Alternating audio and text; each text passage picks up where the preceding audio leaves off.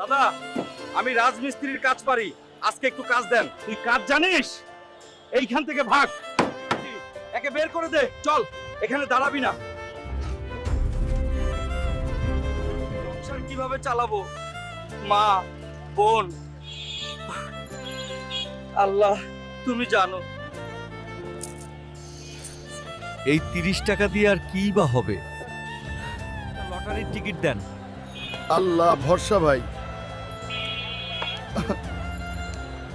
First prize 1 কোটি টাকা। এই নম্বরটা তো আমার। আল্লাহ, আজ আমার দুঃখ শেষ। আজ আমি পারছি,